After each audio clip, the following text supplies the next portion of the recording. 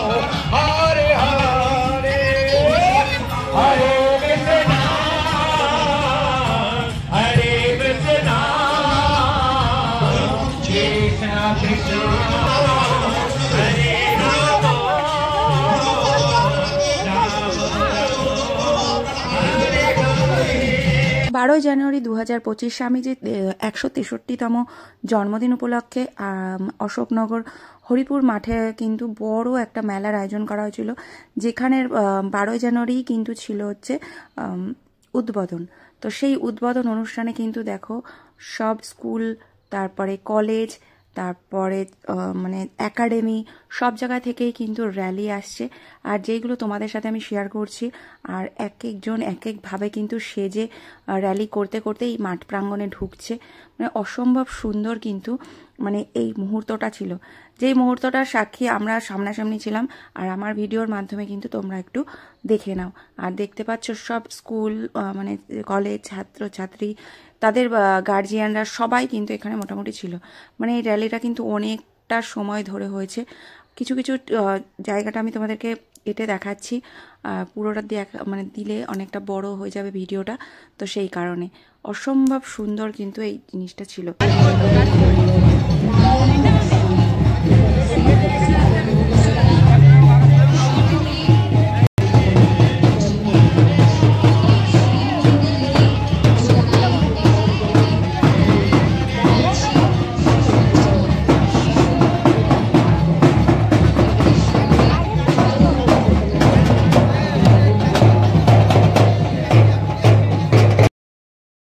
তো দেখো এই হচ্ছে কল্যাণগড় বালিকা বিদ্যালয়, আর স্কুলে কিন্তু আমার টুসু পড়ে, তো সেখানকার ছাত্রছাত্রীরাও এসছে, মানে এখানে ছাত্র নয় ছাত্রীরাও এসছে, তারপরে গার্জিয়ানরা, দিদিমণিরা সবাই কিন্তু রয়েছে।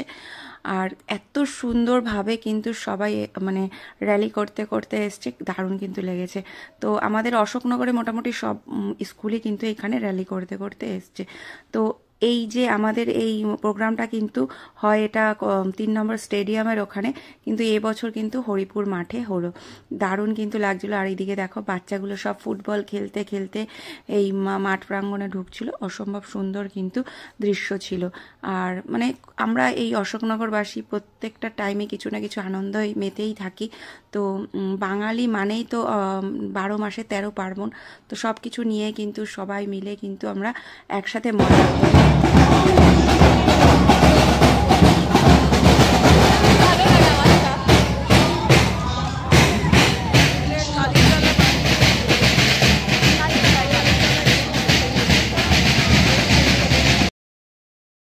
ছোট্ট ছোট্ট বাচ্চাগুলো কত সুন্দরভাবে সেজে গুজে এসছে। আর এইখানে দেখো বিবেকানন্দ সেজেছে, গাড়িতে করে এসছে, সারদামণি সেজেছে, সব কিছু নিয়ে কিন্তু বেশ সুন্দরভাবে মানে একটা অনুষ্ঠান আয়োজিত হয়েছে বা র্যালি আয়োজিত হয়েছে। তো খুবই ভালো লাগছিল। আর পুরো মাঠটা দেখো একদম, এখন কিছুক্ষণ আগেও ফাঁকা ছিল, এখন কিন্তু মাঠ একদম ভরে গেছে, ঠিক ঠিক করছে। আর এইদিকে দেখো কি সুন্দর কিন্তু রামকৃষ্ণদেব সেজেছে, খুব সুন্দর কিন্তু লাগছিল। তো সব মিলিয়ে দারুণ লাগছিল। আর এইদিকে দেখতে পাচ্ছ মাথায় ঘটি নিয়ে কি সুন্দর আগুন জ্বালিয়ে কিন্তু এইভাবে একইভাবে নাচতে নাচতে রাস্তা থেকে পুরো মাঠে এসছে। মানে অনেকটা দূর থেকে কিন্তু এই র্যালিটা হয়েছে, সেই পুরোটাই কিন্তু এইভাবে নেচে নেচে এসছে। কতটা কষ্ট হয়েছে দেখতে পাচ্ছ। এই যে আমাদের স্বামী বিবেকানন্দের মূর্তি রয়েছে, আর আমিও তারপরে কিন্তু একটু স্বামীজিকে প্রণাম করে নিলাম। সশ্রদ্ধ প্রণাম তোমাকে স্বামীজি, অনেক অনেক ভালো সবাই থাকুক, আর সবাই তোমার বাণীগুলো যাতে মেনে চলে সেটাই কিন্তু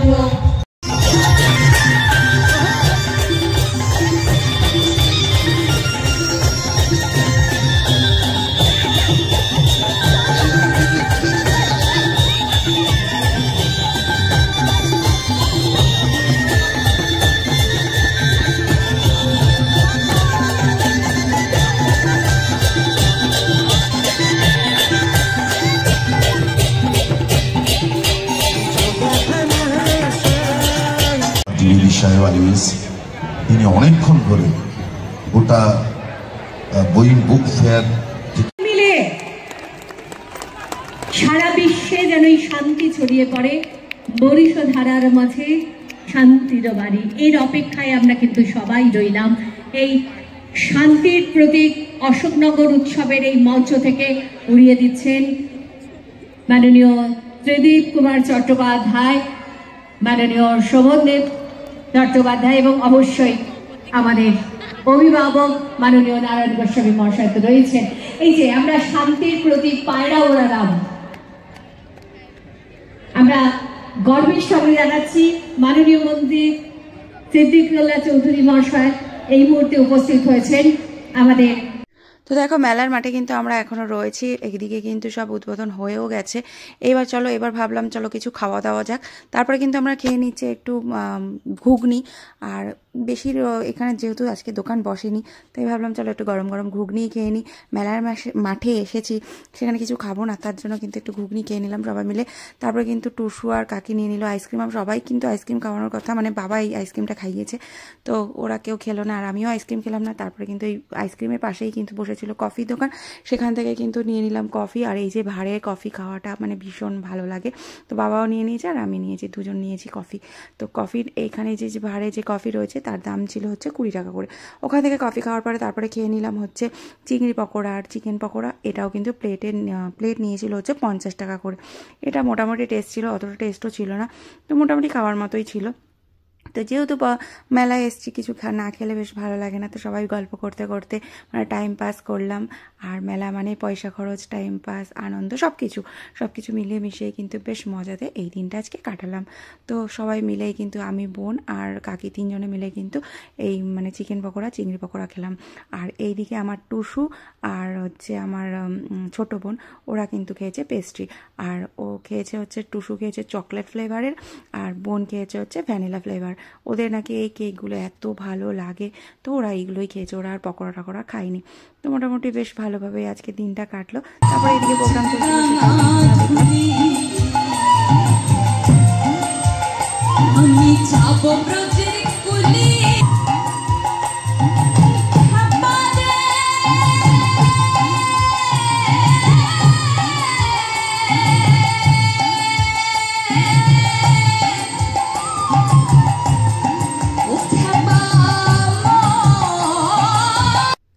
তো আমাদের কিন্তু প্রোগ্রাম দেখা হয়ে গেছে। তারপরে এখানে ঘোরা হয়ে গেছে, অনেকটা বিকেলেই এসেছিলাম, যেহেতু 3টে সাড়ে 3টের সময়, এখন প্রায় 6টা সাড়ে 6টা বেজে গেছে। এইবার যাবো বাড়ির দিকে। আমরা কিন্তু এখন চলে এসেছি বাড়িতে বলতে বাপের বাড়িতে। আর বাপের বাড়ি থেকে আমাদের হরিপুর মানে যেখানে প্রোগ্রামটা হচ্ছে বা যেখানে মেলাটা হচ্ছে সেখানটা কিন্তু একদমই কাছাকাছি।